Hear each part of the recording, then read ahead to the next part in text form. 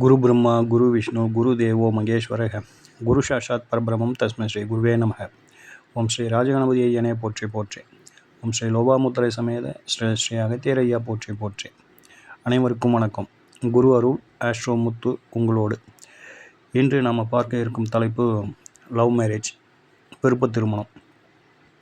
இதற்கான பாவகம், காரகம், இதற்கான தொடர்புகள், கிரக தொடர்புகள், பாவக தொடர்புகள், இப்படி இதனுடைய தொடர்புகளை விருப்ப திருமணம் செய்த அன்பர்களின் ஜாதகத்தோடு நாம் இதை கொஞ்சம் விளக்கமாக கொடுக்க இருக்கின்றோம்.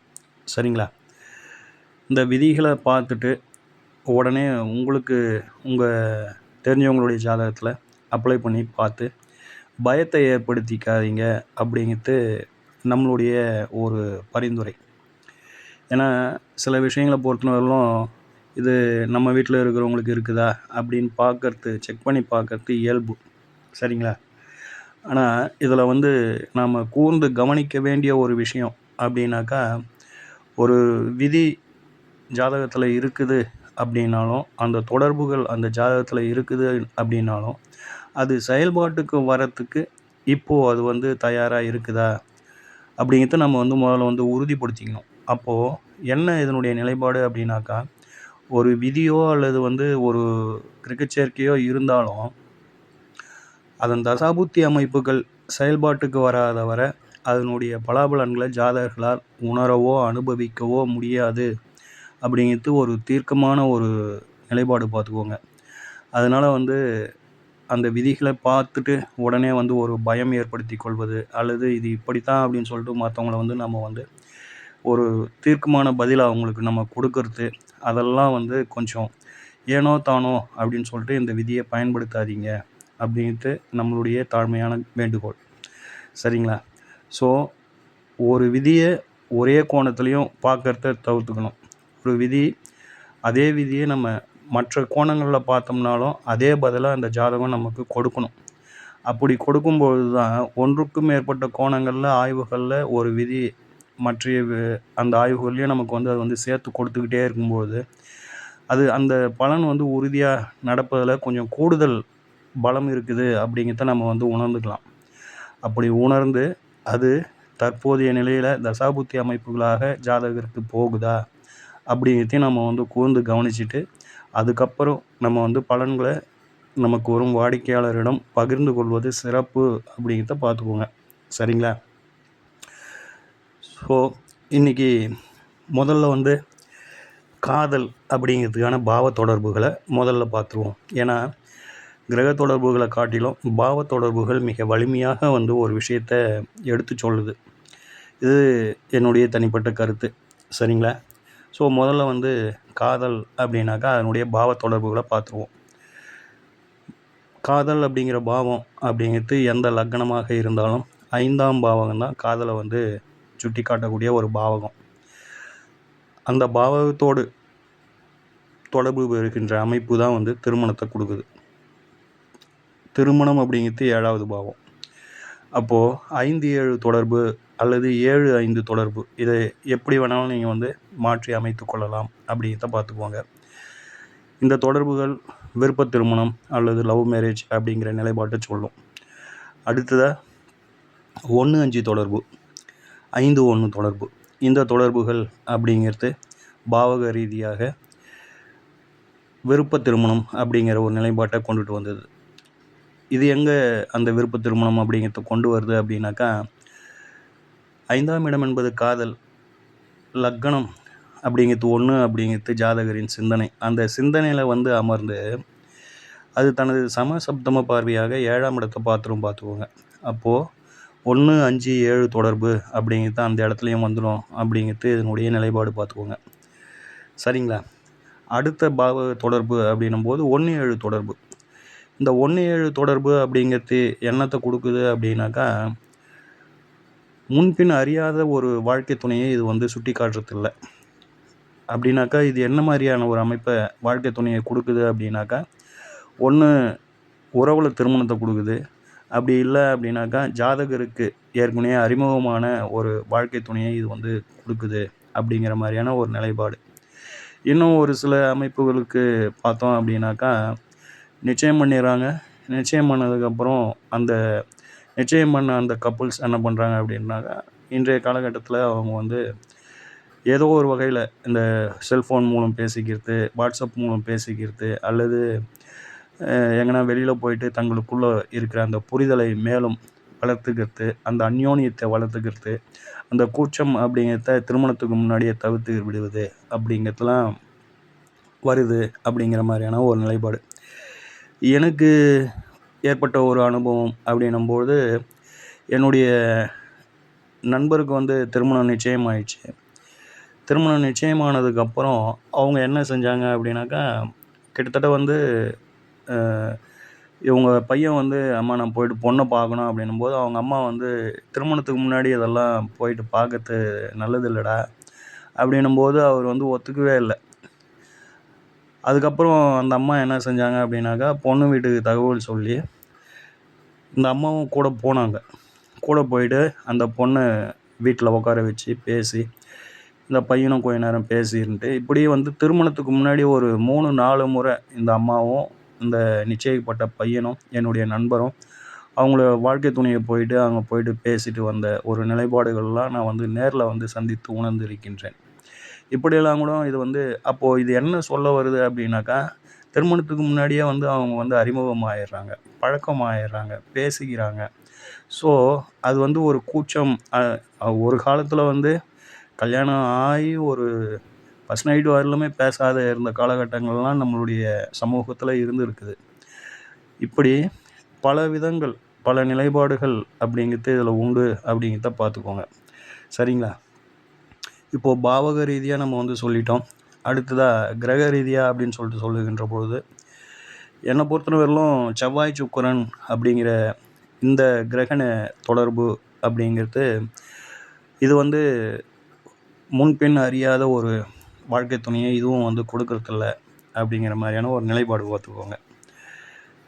ஒன்று அவங்களுக்கு வந்து சொந்தத்தில் வாழ்க்கை துணை அமையுது. அப்படி இல்லை அப்படின்னாக்கா, ஏற்கனவே சொன்ன மாதிரி தான், அவங்களுக்கு வந்து விருப்ப திருமணமாகவோ அல்லது விருப்ப திருமணம் அப்படிங்கிற நிலைப்பாட்டை கொடுக்கல அப்படின்னாக்கா, திருமணத்துக்கு முன்னாடியே வந்து அவங்க வந்து தங்களுக்குள் பேசி ஒரு பழக்கத்தை ஏற்படுத்தி கொண்டு, அதுக்கப்புறம் வந்து அவங்க வந்து திருமணம் செய்து கொள்ளும் அமைப்பு அப்படிங்கிறது அவங்களுக்கு வருது அப்படிங்கிற மாதிரியான ஒரு நிலைப்பாடு. சரிங்களா? அடுத்ததாக ராசிகள் அப்படின்னு சொல்லிட்டு சொல்லுகின்ற பொழுது, என்னை பொறுத்தவரையிலும் இந்த ரிஷபம், அடுத்ததாக கடகம், சிம்மம், மிதுனம், கன்னி, துலாம், இந்த 6 ராசிகளை பொறுத்தவரையிலும் இது பார்த்தோம் அப்படின்னாக்கா, வலது பக்கம் அப்படியே இடது பக்கம் வலது பக்கம்னு ஒரு கோடு போட்டோம் அப்படின்னாக்கா, ஒரு ஜாதக கட்டத்தை போட்டுக்குங்க. அதில் வந்து இந்த பக்கம் பார்த்தீங்கன்னா மேஷம், மீனம், கும்பம், மகரம், தனுசு, இந்த பக்கம் விருச்சிகம் வரும். இந்த பக்கத்தை அப்படியே விட்ருங்க, இடது கை பக்கத்தை. இந்த வலது கை பக்கத்தில் வருது பார்த்தீங்களா, ரிஷபம், மிதுனம், கடகம், சிம்மம், கன்னி, துலாம், இந்த 6 ராசிகளுக்கும் ஓரளவுக்கு வந்து காதலோட ஒரு தொடர்புடைய ஒரு ராசிகள். மனசுக்குள்ளே எப்படின்னா வந்து அந்த ஃபீலிங்ஸ் அப்படிங்கிறது வந்து வந்துடுது அப்படிங்கிற மாதிரி. இது வந்து சக்ஸஸை கொடுக்குதா இல்லையா அப்படிங்கிறது அடுத்த கேட்டகரி. சரிங்களா? ஆனால் இவங்களுக்கு வந்து அந்த ஒரு ஈர்ப்பு, அந்த ஃபீலிங்ஸ் அப்படிங்கிறது இவங்களுக்குள்ள இயல்பாக இருக்குது அப்படிங்கிறது இதனுடைய ஒரு ஒன்லைன் வேர்டு. சரிங்களா?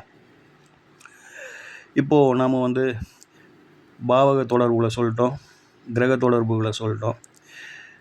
ராசியும் கூட ஓரளவுக்கு வந்து என்னுடைய அனுமானத்தில் கிடைத்த சில விஷயங்களை உங்களோட பகிர்ந்திருக்கேன். இப்போது உதாரண ஜாதகத்துக்கு போயிடுவோம். முதல் ஜாதகமாக இங்கே ஸ்க்ரீனில் வர ஜாதகத்தை பாருங்கள். இந்த ஜாதகம் ஒரு ஆண்மகன் ஜாதகம். இவர் பிறந்தது மீன லக்னம், மிதுன ராசி. லக்னத்துக்கு 3ஆம் இடத்துல கேது, 4ஆம் இடத்துல சந்திரன், 8ஆம் இடத்துல புத பகவான், குரு பகவான், 9ஆம் இடத்துல சூரியன், செவ்வாய், சுக்கிரன், ராகு, 12ஆம் இடத்துல சனீஸ்வர பகவான். சரிங்களா? இதுதான் இந்த ஜாதகத்தின் பிறந்த கால ஜனன கால கிரக நிலைகள். இப்போது நமக்கு தேவை அப்படிங்கிறது வந்து 5ஓட தொடர்பு வரணும். 5ஆம் இடம் காதல், 7ஆம் இடம் திருமணம், இதில் வந்து 2ஆம் இடம் குடும்பம், 11ஆம் இடம் மனநிறைவு. இந்த 2, 5, 7, 11 அப்படின்ற தொடர்புகள் வருகின்ற பொழுது அது வந்து உறவினர்கள்லாம் ஒத்துழைப்பு கொடுத்து எல்லோரும் சமூக அங்கீகாரத்தோட, ஒரு குடும்பத்தின் அங்கீகாரத்தோட அவங்க வந்து லவ் பண்ணாலும் திருமணத்தை எல்லோரும் முன்னாடியும் திருமணம் பண்ணிக்கிறாங்க அப்படிங்கிற மாதிரியான ஒரு நிலைப்பாடு பார்த்துக்கோங்க. அப்படி இப்போ நாம் பார்க்குற இந்த ஜாதகத்தை பொறுத்தவரையிலும் லவ் பண்ணாங்க. லவ் பண்ணி வீட்டில் சம்மதம் வாங்கி பெரியோர்களோட சம்மதத்தோடு இவங்க வந்து திருமணம் செஞ்சுக்கிட்டாங்க அப்படிங்கிற ஒரு நிலைப்பாடு. சரிங்களா? இப்போது தொடர்புகளை பார்ப்போம். நம்ம என்ன சொல்லியிருந்தோம், 1-7 தொடர்பு அப்படிங்கிறது அது வந்து முன்பின் அறியாத ஒரு வாழ்க்கை துணையை கொடுக்கறதில்ல. அப்படி இல்லை அப்படின்னாக்கா அது வந்து விருப்ப திருமணம் அல்லது உறவில் திருமணம் அப்படின்னு சொல்லிட்டு சொல்லியிருந்தோம்.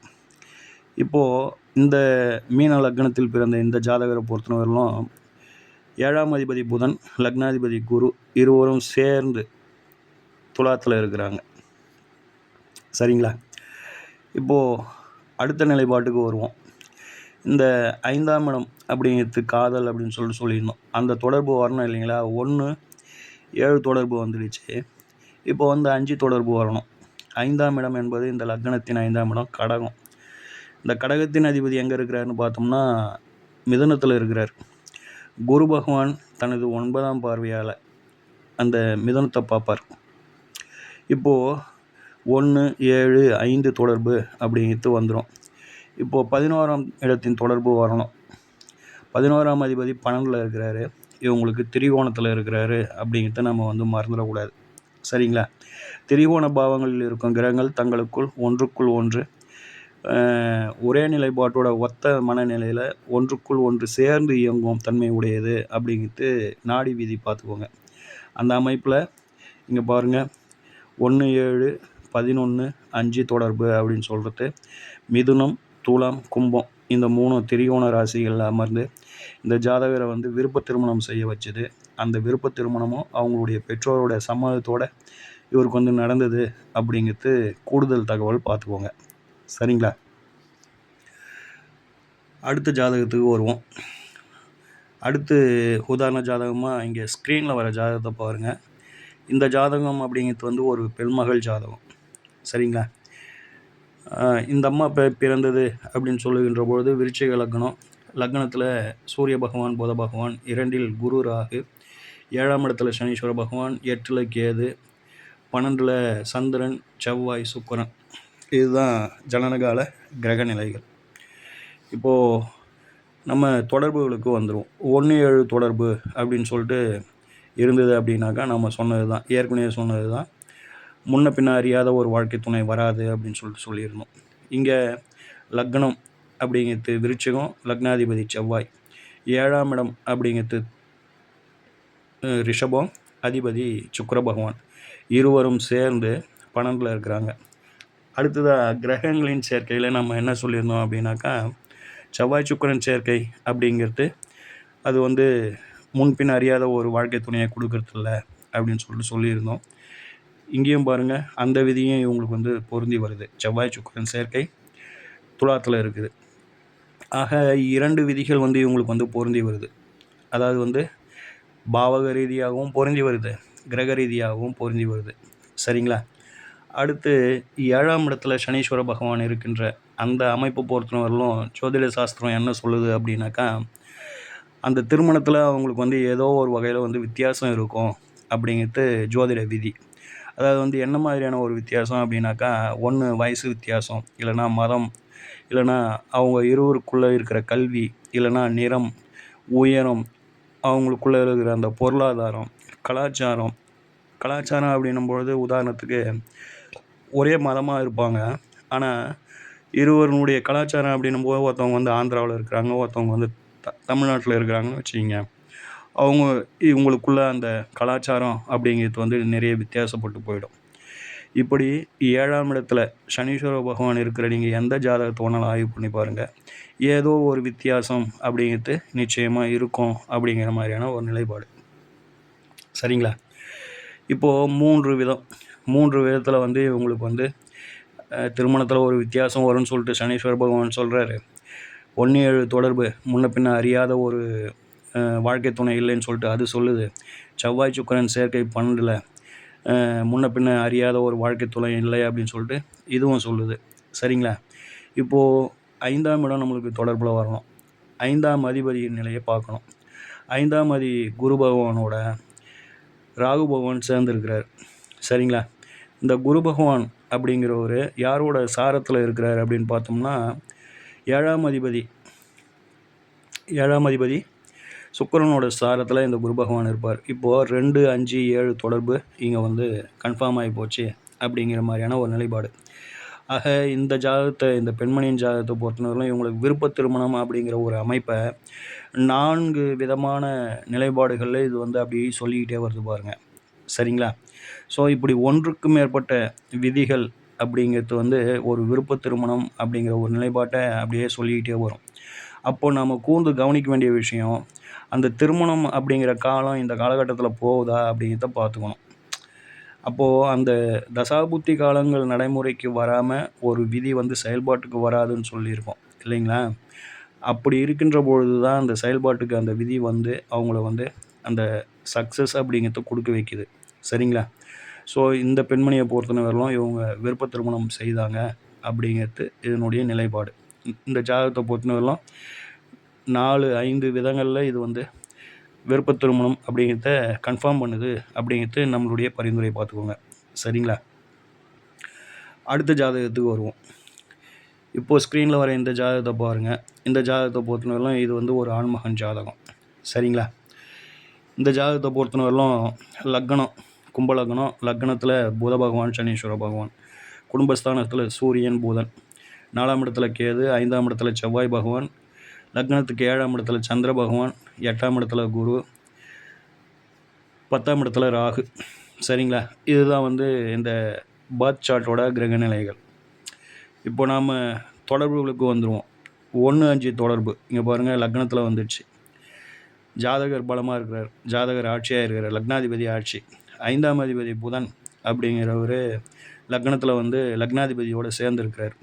லக்னத்தில் இருக்கும் கிரகம் தனது சமசப்தம பார்வையாக 7ஆம் இடத்தை பார்க்கும். இப்போது 1, 5, 7 அப்படிங்கிற தொடர்பு சிறப்பாக வந்துடுச்சு. சரிங்களா? இப்போது 7ஆம் அதிபதி அப்படிங்கிற கிரகத்தை பார்ப்போம். 7ஆம் அதிபதி, இந்த லக்னத்துக்கு 7ஆம் அதிபதி சூரியன், அவர் பொறுத்தவரையிலும் மீனத்தில் இருந்து 5ஆம் அதிபதியின் சாரத்தில் தான் அவரும் இருப்பார் பார்த்துக்கோங்க. சரிங்களா? அப்போது அவரும் வந்து 2, 5, 7 தொடர்பு அப்படிங்கிறது அங்கேயும் வருது. 2 விதங்களில் இது வந்து நிலைப்பாட்டை அறிவிக்குது. சரிங்களா?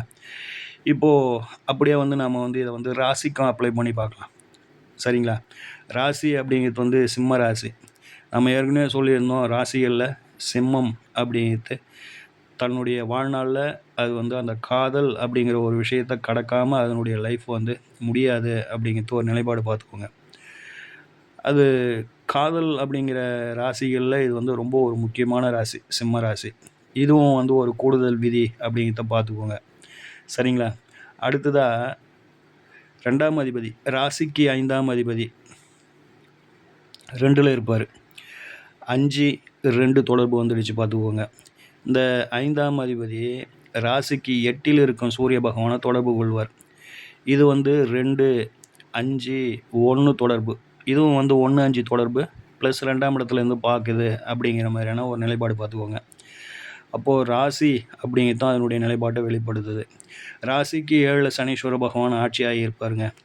நம்ம 7ல் சனீஸ்வர பகவான் இருக்கும்போது என்னத்தை சொல்கிறோம் அப்படின்னாக்கா, ஒரு திருமணத்தில் ஒரு வித்தியாசம் இருக்கும் அப்படின்னு சொல்லிட்டு சொல்கிறோம். இப்போது ராசிக்கு 7ல் சனீஸ்வர பகவான், இவருடைய திருமணத்தில் ஒரு வித்தியாசம். என்ன வித்தியாசம் அப்படின்னாக்கா, இவர் வந்து கலப்பு திருமணம் செய்தார், விருப்ப திருமணம் செய்தார் அப்படிங்கிற ஒரு வித்தியாசம். இந்த விதிகளெல்லாம் பார்த்தீங்க அப்படின்னாக்கா, ஒன்றுக்கு மேற்பட்ட நிலைப்பாடுகளில் ஒன்றுக்கு மேற்பட்ட கோணங்களில் இது வந்து விருப்ப திருமணம் செய்யும் அப்படிங்கிறத எடுத்து சொல்லிக்கிட்டே இருக்குது பார்த்துக்கோங்க. சரிங்களா? இப்படி நல்ல வலுவாக ஒரு ஜாதகத்தில் அந்த விருப்ப திருமணம் அப்படிங்கிறது அமைந்து அந்த தசாபுத்தி அமைப்புகள் வருகின்ற பொழுது அவங்க வந்து விருப்ப திருமணத்தை செய்கிறாங்க அப்படிங்கிற மாதிரியான ஒரு நிலைப்பாடு. சரிங்களா?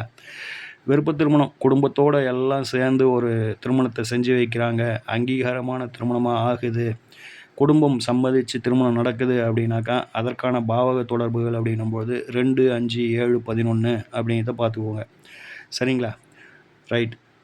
இப்போது திரும்பவும் உங்களுக்கு ஒரு வார்த்தையை சொல்கிறோம் அப்படின்னாக்கா என்ன வார்த்தை அப்படின்னாக்கா, இந்த விதிகளை தவறான முறையில் தவறான நோக்கத்தில் ஏனோ தானோன்னு கையாண்டு இந்த விதியை பயன்படுத்தாதீங்க அப்படிங்கிறது நம்மளுடைய தாழ்மையான வேண்டுகோள், தாழ்மையான கருத்து.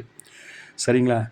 ஏன் அப்படி சொல்கிறோம் அப்படின்னாக்கா, தேவையில்லாமல் இந்த விஷயத்தை கையில் எடுத்து அவங்களுக்குள்ள ஒரு பயத்தையோ அல்லது ஒரு சந்தேகத்தையோ ஏற்படுத்திக்க கூடாது அப்படிங்கிறது ஒன்று. இதில் ஒரு தெளிவு இல்லாமல் வருகின்ற வாடிக்கையாளர்களுக்கோ அல்லது உறவினர்களுக்கோ நம்ம சொல்லி அவங்கள சங்கடப்படுத்தக்கூடாது அப்படிங்கிறது 2வது கருத்து. சரிங்களா?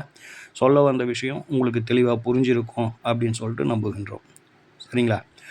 ஓம் ஸ்ரீ ராஜகணபதி ஐயா அவர்களின் அருளோடும், ஓம் ஸ்ரீ லோபாமுத்திரை சமேத ஸ்ரீ அகத்தியர் ஐயா அவர்களின் ஆசியோடும் அனைவருக்கும் வாழ்வில் நலமும் வளமும் கிடைக்கப்பெற்று ஆனந்தமும் மகிழ்ச்சியும் என்றென்றும் நிலைத்திருக்கட்டும். வாழ்க வளமுடன், வாழ்க பல்லாண்டு. நன்றிகள், வணக்கம்.